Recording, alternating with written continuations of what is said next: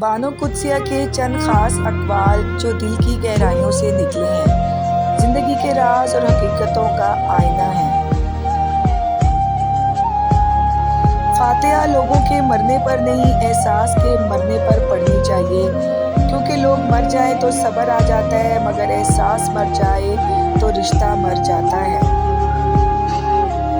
محبت ہو جانا یا مل جانا اہم نہیں، محبت کو زندہ رکھنا اور عزت دینا اہم ہوتا ہے۔ جو جتنی توجہ کے قابل ہو اسے اتنی ہی اہمیت دو۔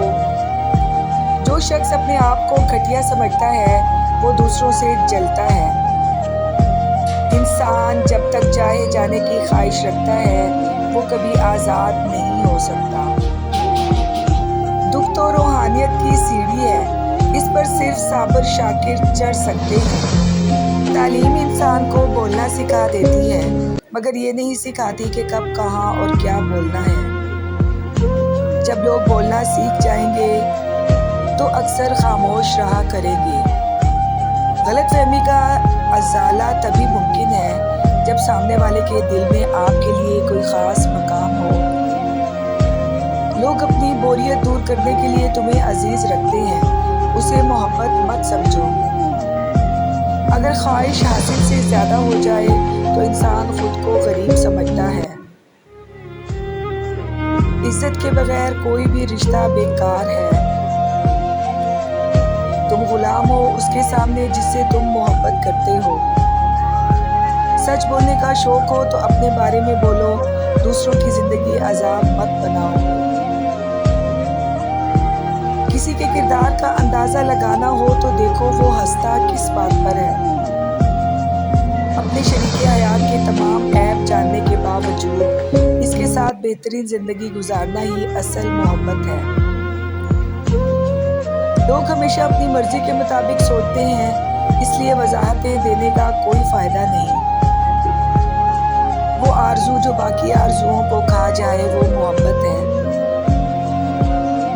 خوشی اگر پیسوں سے حاصل ہوتی تو کبھی کوئی غریب بچہ ہنستا نہ۔ اگر تمہیں کسی کی بری بات بھی بری نہ لگے تو سمجھ لو تمہیں اس سے محبت ہو گئی ہے۔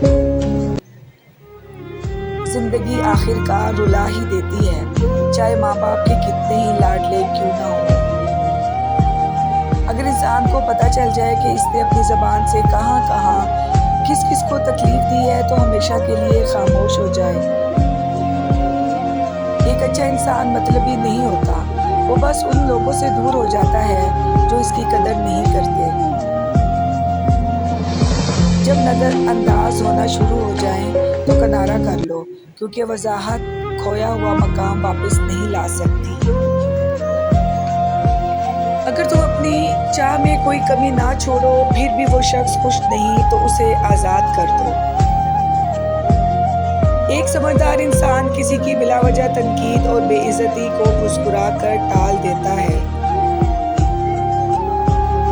دوسروں کو خوش کرتے کرتے اپنی زندگی برباد کر دینا ہی ٹینشن، بے چینی اور ڈپریشن کی اصل جڑ ہے۔ اصل بادشاہی یہ ہے کہ آپ کے پاس سب سے زیادہ علم ہو اور آپ اپنی زندگی سب سے کمزور انسان کے برابر رکھیں۔ چھوٹا بن کے رہو، کیونکہ بڑے ہونے پر تو ماں بھی گود سے اتار دیتی ہے۔ زندگی سب کو ایک بار ملتی ہے، مگر سمجھ سب